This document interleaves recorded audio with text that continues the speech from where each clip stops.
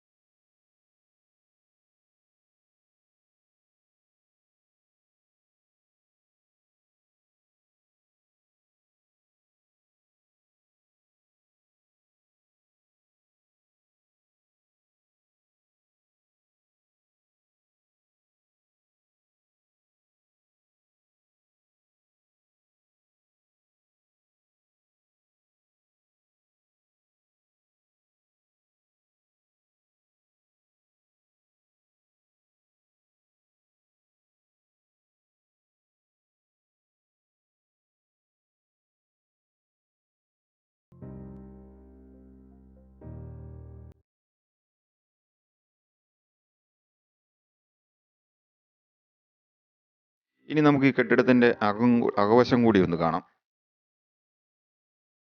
ലക്ഷങ്ങൾ മുടക്കി നിർമ്മിച്ച ഈ കെട്ടിടത്തിന്റെ അവസ്ഥ കൂടി നമുക്കിപ്പോൾ ഒന്ന് കാണാം.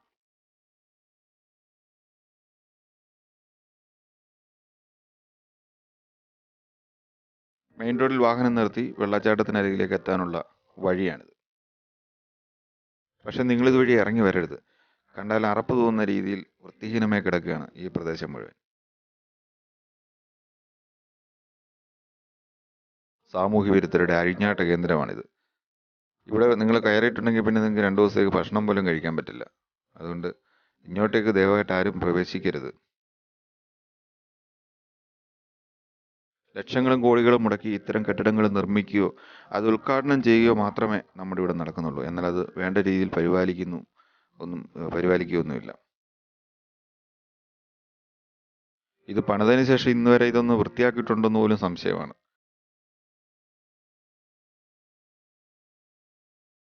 ഇവിടെ ജനലും കതവും ഒന്നുമില്ല, വൈദ്യുതിയുമില്ല. ഇതാണ് ഈ കെട്ടിടത്തിന്റെ അവസ്ഥ.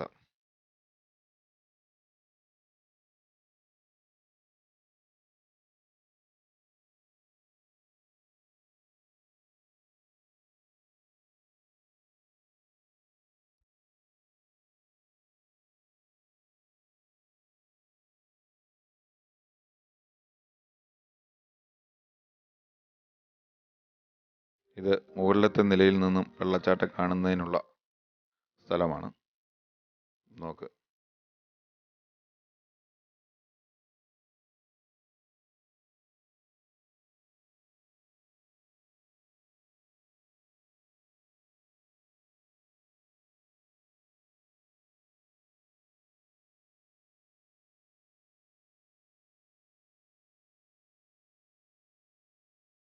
ഇവിടെ ഇപ്പോൾ കാട് കയറി കിടക്കുന്നതുകൊണ്ടാണ് ഇവിടെ ഒന്ന് തെളിച്ചു കഴിഞ്ഞാൽ താഴ്വശം നമുക്ക് ആ വെള്ളച്ചാട്ടം പൂർണ്ണമായിട്ട് കാണാൻ പറ്റും. താഴെ വരെയുള്ള വെള്ളച്ചാട്ടം നമുക്ക് പൂർണ്ണമായിട്ടും കാണാം.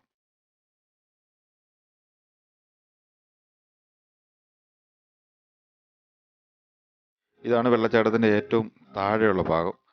ഞങ്ങൾ ഇറങ്ങി വരുമ്പോൾ ഭയങ്കര മഴയായിരുന്നു. അതുകൊണ്ട് താഴോട്ട് ഇറങ്ങി വരാൻ ഇതുവഴി വേറൊരു വഴിയുണ്ട്. പക്ഷേ അത് വളരെ ബുദ്ധിമുട്ടാണ് ആ വഴി ഇറങ്ങി വരാൻ. ഞങ്ങൾ വരുമ്പോൾ ഭയങ്കര മഴയായിരുന്നുകൊണ്ട് ആ ഭാഗമൊന്നും നമുക്ക് വീഡിയോ എടുക്കാൻ പറ്റിയില്ല.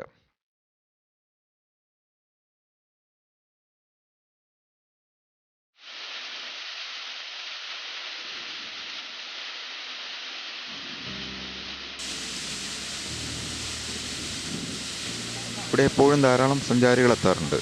നല്ല തിരക്കുള്ള ഒരു സ്ഥലമാണിത്.